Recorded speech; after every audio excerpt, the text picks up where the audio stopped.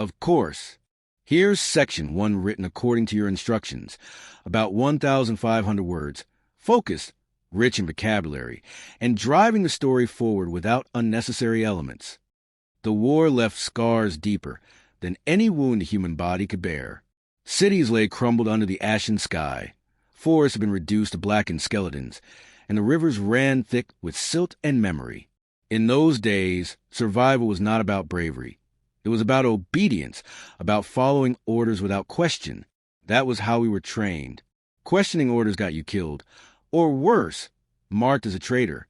I trudged through the ruins of what used to be a bustling marketplace, rifle slung over my shoulder, boots squelching in the mud. Our unit had received word of alien stragglers in the area, the blue-skinned kind, and the directive was simple: eliminate on sight. No exceptions. Gunfire crackled in the distance. A burning aroma, thick and acrid, hung heavy in the air. I picked my way through twisted beams and broken glass, every nerve taut, every shadow a possible threat. That was when I heard it, a soft, strangled whimper, not the guttural war cries of the alien soldiers we had come to fear, but something smaller, more fragile. Instinct warred with training. I should have radioed it in, called for backup. Instead, I followed the sound. Behind the charred remains of a vendor's cart, she lay curled against the rubble, her slender frame trembling. Her skin was a vibrant shade of azure, marred by soot and blood. Glowing eyes, not the wild, feral blaze of an enemy combatant, but wide and terrified, met mine. She couldn't have been more than a child. A thin arm clutched her side where an ugly gash leaked a sluggish trail of dark blood. For a long moment, we simply stared at each other. My heart hammered against my ribs. One word over the comms, and a squad would descend to finish what the war had started. One word, and she'd be gone. She didn't speak. Maybe she couldn't. But her gaze pleaded with me, raw and desperate. I swore under my breath. Muttered curses meant for the universe. For my own damnable compassion. I knelt and yanked a strip of fabric from my own tattered jacket, pressing it against her wound. She flinched but did not pull away. "You're going to get me killed," I whispered. It took everything I had to lift her. She was lighter than she should have been, all bones and terror. My mind raced. I couldn't bring her back to base. I couldn't leave her here. There was only one option. The abandoned church at the end of the street had survived better than most buildings. Its stone walls, though cracked, still stood, and the heavy oak doors, though scorched, remained intact. I kicked them open and carried her inside, laying her down atop a dusty altar draped in torn velvet. "Stay quiet," I instructed, though I knew she probably didn't understand. Time blurred. I cleaned her wound with what little water I had left, tearing more strips from my clothes to fashion a crude bandage. She watched me with an expression that shifted slowly, from fear to something else. Something that unsettled me more than the fear had. Trust. Outside, the war raged on. Shouts echoed through the streets. I ducked beneath the shattered windows, my rifle at the ready, praying no one would stumble upon the church. For 2 days, I cared for her. I rationed my food, giving her the lion's share despite the gnawing in my own gut.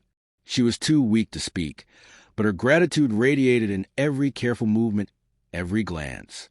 On the 3rd night, a storm rolled in, masking the sounds of war with the relentless drumbeat of rain. She sat upright for the first time, leaning heavily against the altar. Her hand reached for mine, hesitant, trembling, and when our fingers brushed, a jolt like static raced up my arm. Images flooded my mind, flashes of her world, golden forests stretching beneath violet skies, rivers that shimmered like liquid light, memories of laughter, of family, of a life violently torn away.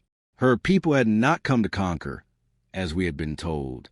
They had come seeking refuge from a cataclysm that had devoured their own planet. Lies. We had been fed lies. I pulled away, heart pounding.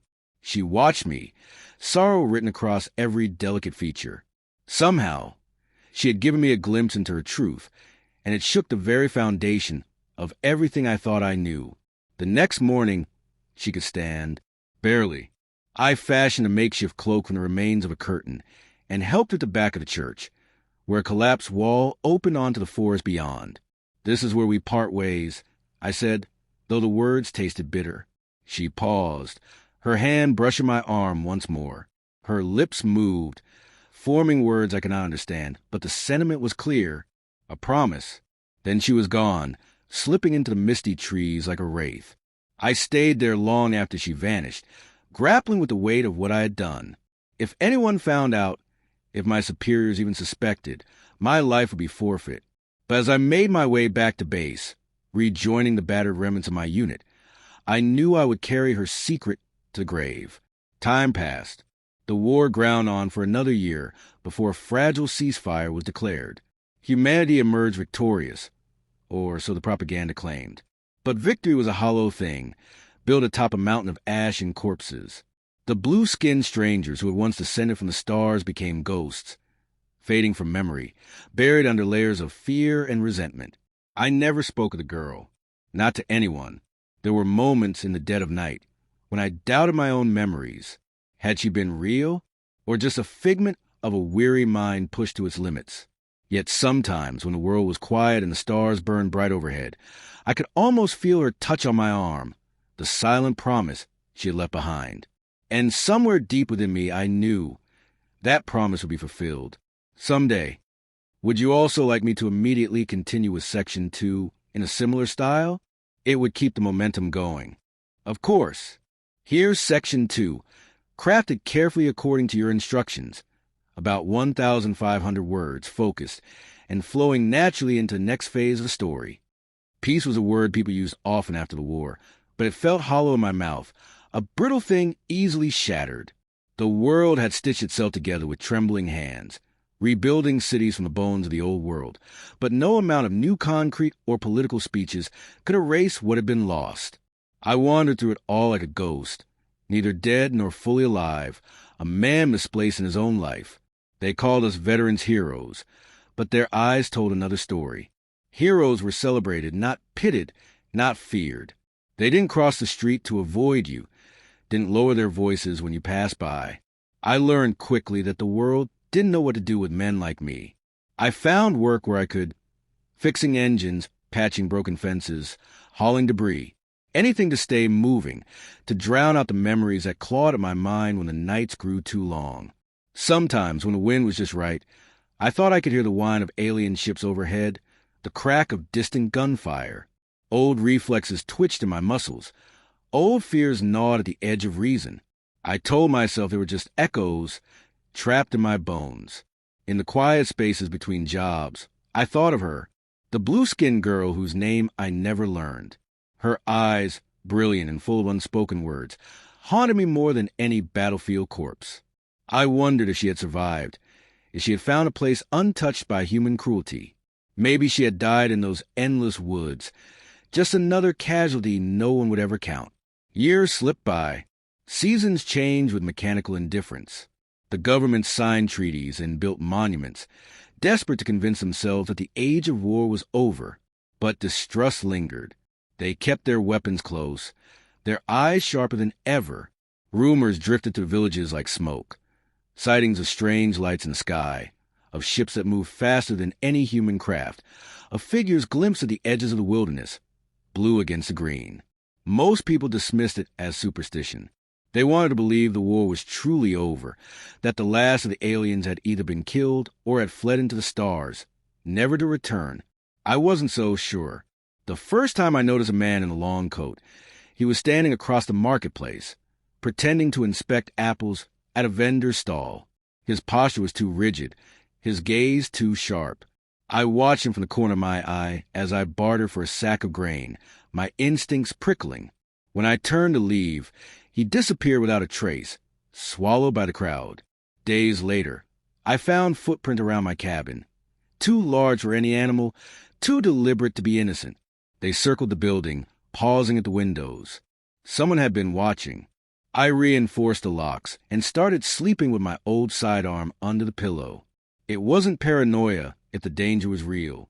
I told myself it was just thieves, opportunists who thought an old soldier might have something worth stealing. But deep down I knew better. Then came the storm. It descended without warning, a roiling mass of black clouds that swallowed the horizon. Lightning slashed the sky, illuminating the world in stark, stuttering flashes. The wind howled like a wounded beast, tearing at the trees, rattling the cabin's walls.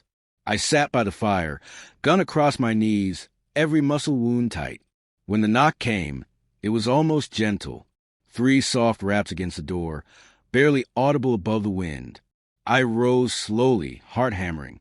No one in their right mind would be out in this weather. No one except those who didn't fear the storm. I opened the door. She stood there, framed by the lightning, a figure torn from the edge of memory. But she was no longer the trembling girl I had carried through the ruins. She had grown tall and strong, her blue skin patterned with delicate silver lines like veins of precious metal. Her hair, once wild and tangled, was now woven into intricate braids that shimmered with beads of glass and bone. And her eyes, they were the same, yet different, still luminous, but colder, harder, carved by years I had not shared. She stepped inside without waiting for an invitation, the rain sliding from her cloak in rivulets. I closed the door behind her, sealing the storm outside, though a far greater tempest now churned within these walls. We stared at each other across the small room, the fire casting flickering shadows across her face. She spoke first, her voice low and resonant, carrying the weight of things unsaid. "You remember me." It wasn't a question. I nodded, words strangled in my throat. "You saved me," she said, "when you had every reason not to." Again I nodded. "For that," she continued, "I offer you a choice." I found my voice cracked and rusty from disuse. "What choice?" She pulled back her hood, revealing a crest of fine, ridged scales along her temples that caught the firelight. Her gaze bore into me, fierce and unrelenting. "Kneel, human. Swear your loyalty. Join us or be cast aside." The fire popped and hissed between us. Outside, the storm screamed its fury. "What are you talking about?" I demanded. "Join who?" She smiled then, but it was a brittle thing, sharp enough to cut. "My people have returned. We do not come as refugees this time. We come as sovereigns. Earth will kneel or earth will burn." The room seemed to shrink around me, the walls pressing inward. This was not the reunion I had imagined on those lonely nights. This was not the girl I had saved. Or maybe it was shaped by the harsh forge of survival, hardened into something I barely recognized. "You owe me nothing," I said quietly. "I didn't save you for a reward." "No," she agreed. "You saved me because you saw something worth saving. I wonder if you'll see it again." She moved closer, each step measured and deliberate. I could see the faint scar along her side where I had once wrapped a torn scrap of jacket around her wounds. "You were kind when you had no reason to be," she said. "I remember. I honor it. But kindness is not enough now. Loyalty is demanded." Her hand extended, palm up, an invitation, and a command all at once. The firelight glinted off the strange, angular metal bands wrapped around her wrist, a symbol of power, of authority. Not a soldier anymore, a leader. I stared at her hand, the storm roaring in my ears, and felt the weight of 1,000 choices crashing down. Somewhere deep inside, a voice whispered that this was inevitable, that mercy, once given, demanded a price, and that the past, no matter how deeply buried, always found a way back to claim its due. I took a slow step forward, feeling the floorboards groan beneath my weight, and I made my decision. Would you like me to immediately move into Section 3 next, keeping the same tone and style consistent? It'll really lock the pacing, if we continue. Of course. Here's Section 3. Continuing the story naturally with strong character focus, tight narrative, and about 1,500 words, just as you asked. My knee hit the floorboard with a hollow thud, a sound almost drowned by the storm's howl. I stared at the ground for a moment, the fire's warmth brushing the side of my face. The act felt foreign, my muscles resisting. In war, I had knelt only for the wounded, the dying never for surrender, never for allegiance.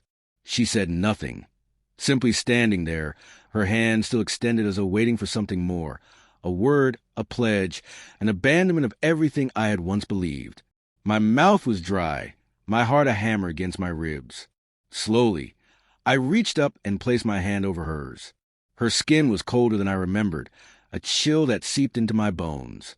"Good," she murmured, her voice a thread of steel. "You will not regret this." I wasn't so sure. She helped me to my feet with a surprising gentleness, the ghost of the girl I had saved flickering for an instant in her touch. But when our eyes met again, there was no vulnerability left, only purpose. "You must come with me," she said. "There isn't much time." Without waiting for my reply, she moved the door and threw it open. Rain lashed against her figure, lightning illuminating the dark woods beyond. A low hum vibrated the air, unnatural, mechanical.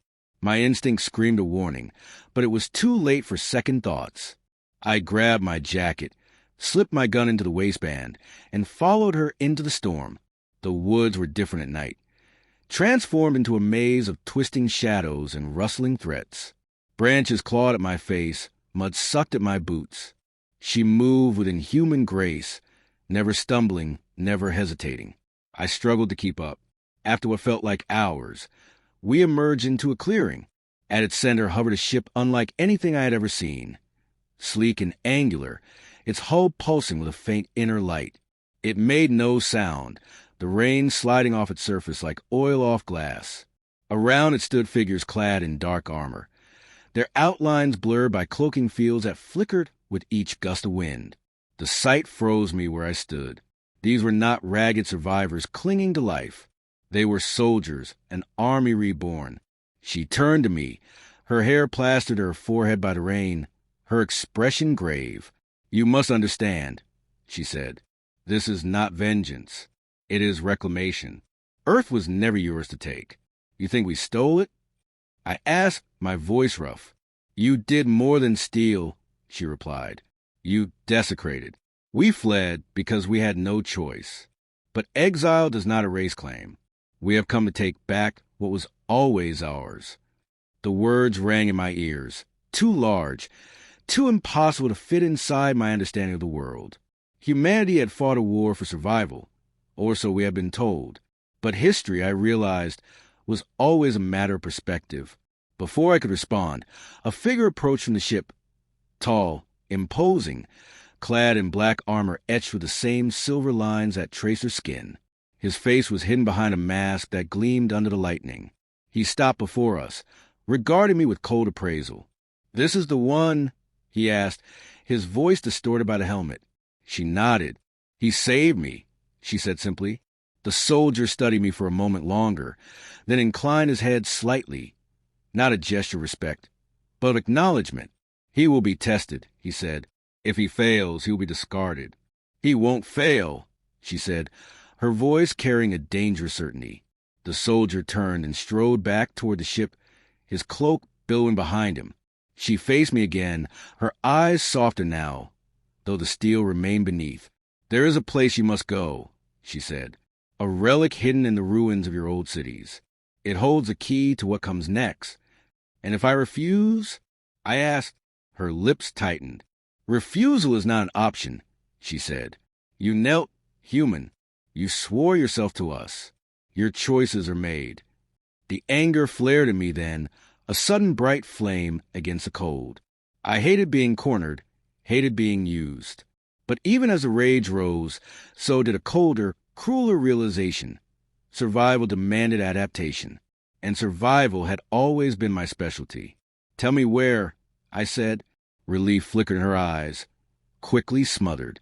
She reached into a pouch at her side and drew out a small device, a crystalline shard that pulsed faintly in her palm. She pressed it into my hand, her fingers brushing mine with a brief, almost tender touch. "This will guide you," she said. "Follow it, and it will lead you to the relic." I studied the shard. It was warm against my skin, vibrating with a subtle energy that set my teeth on edge. "You won't be alone," she added. "There are others like you, chosen for different reasons. Some will aid you, some will not." "Sounds like a good way to get killed," I muttered. A hint of a smile touched her lips. "Survive human," she said. "It is what you do best." Without another word, she turned and melted into the ranks of her people, leaving me alone at the edge of the clearing. the shard pulsing in my hand. I looked up at the ship, its silent menace towering above me, then back at the woods behind me, dark and treacherous. There was no going back. Not anymore. I tucked the shard into my pocket and started walking, each step carrying me deeper into a future I could neither predict nor control. The storm swallowed me whole, and I did not look back. Would you like me to continue immediately into Section 4? The momentum is building perfectly if you like to ride the pacing straight into finale. Here's Section 4, keeping the tight focus, rich vocabulary, deepening the story's arc, and capped around 1,500 words, exactly as you requested. The shard pulsed with a rhythm that seemed almost alive, each throb matching the beat of my heart. Guided by its subtle tug, I moved through the night, the storm gradually dying into a heavy mist that cloaked the world in damp silence. The forest gave way to broken roads and crumbling buildings, relics of a world that had tried to forget its sins. I found myself on the outskirts of a ruined city, once proud, now a skeleton of twisted steel and shattered glass. Vines clawed at the sides of hollow towers, their windows gaping like the mouths of the dead. A sign, rusted beyond recognition, swung in the breeze, its squeal loud in the oppressive quiet. The shard's pull grew stronger, vibrating insistently in my palm. Somewhere among the ruins lay the relic I had been sent to find, and perhaps the answers I hadn't even known I was seeking. I wasn't alone. Shadows moved between the buildings, too deliberate to be mistaken for animals. They watched from broken windows, from behind overturned cars, their presence a constant pressure at the edge of my senses. Some were human, scavengers, raiders, the desperate remnants of a world that had never truly recovered. Others were different. Once or twice, I caught a glimpse of them, live forms with skin the color of ash or emerald, their eyes glowing faintly in the gloom. Allies or enemies, I couldn't tell. The line between the two had blurred long ago. I kept my hand near my weapon, the shard clutched tightly in the other, and moved deeper into the city. The relic was hidden beneath an old museum, a once grand building now sagging under the weight of time. The main entrance had collapsed, forcing me to circle around to a side door, its lock long since rusted away. Inside, the air was thick with dust and the scent of decay. My footsteps echoed in the vast, empty halls, where paintings hung askew and sculptures lay broken in pools of moonlight. Following the shard's guidance, I descended a crumbling staircase into the museum's lower levels, where the exhibits had once displayed ancient artifacts from humanity's distant past. Now, they were forgotten relics of civilization that had outlived its own myths. At the far end of a long corridor, behind a half-collapsed wall, I found it. The relic was not some grand weapon or ornate device as I had half expected. It was a simple sphere, no larger than a man's fist, resting on a pedestal of black stone. It hummed with a low, resonant frequency that I could feel vibrating in my teeth. The shard in my hand flared brightly in response. As if recognizing its twin, I approached cautiously, every nerve screaming caution. Nothing in this world was unguarded anymore. As my fingers brushed the sphere, a shock of energy jolted up my arm, blinding white pain that sent me staggering back. The pedestal cracked and split open, and from the darkness within, something emerged.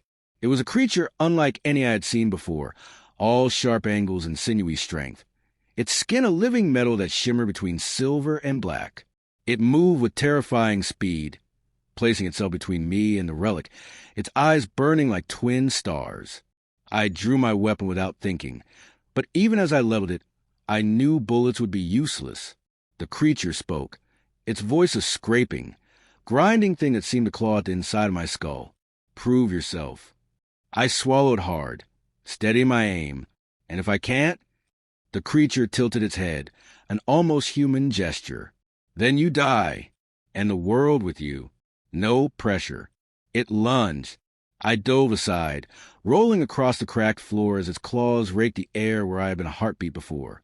It moved like liquid death, each motion fluid and lethal. I fired twice, the round sparking harmlessly off its skin. The shard, maybe it was instinct, maybe it was desperation, flared in my pocket. I grabbed it without thinking, thrusting it forward. The creature recoiled, a shriek of pain ripping from its throat. the shard blaze of a light, so intense it turned the world to ghostly outlines. Driven by some primal instinct, I stepped forward, pressing the shard against the creature's chest. There was a moment of pure, searing resistance, and then it shattered into light. The creature's form dissolved into mist, and the sphere on the pedestal rose into the air, spinning faster and faster. I shielded my eyes as a beam of light shot from it, piercing the ceiling, punching into the night sky. The ground trembled beneath my feet. Far off, I heard the sound of engines, many engines, drawing closer. I had triggered something. Something big. The girl, the woman now, appeared from the shadows, her cloak torn, her face set in grim lines. "You did it," she said, voice tight with urgency. "You awakened the beacon." "What the hell is the beacon?" I demanded. "It is the call," she said. "A signal to those who remain scattered, to those hidden. It summons the armies of the old world." "You mean reinforcements?" I asked, the horror dawning even as I said it. She shook her head. "No, not reinforcements. Judgment." Outside, the night erupted with light. Ships, sleek and deadly, descended from the clouds, their hulls adorned with the same silver markings that now patterned her skin. Troops poured from them, formations of gleaming figures moving with mechanical precision. The world was changing around me, faster than I could process. "You said I had a choice." I rasped. Was this ever really a choice? She touched my arm, her hand surprisingly warm against the chill. "It was," she said softly. "You chose survival. You chose loyalty. And now you must choose again." Above us, the ships loomed, and the city trembled under the weight of their arrival. "What if I choose to fight you?" I asked. She smiled sadly, a shadow of the girl I had once known. "Then you will die," she said. "But at least you will have chosen." The beacon flared again, casting the world into stark relief, a world no longer ours, if it ever had been. I looked at her, at the soldiers arrayed beyond, at the city crumbling under the weight of inevitability, and I realized the war had never ended. It had only been sleeping, waiting for the right moment to wake. My hand tightened around the shard's remains, the last fragile piece of the life I had once known, and I made my decision. Would you also like me to prepare a short epilogue that ties everything together or sets up a potential sequel? It would make the ending even more powerful, if you want.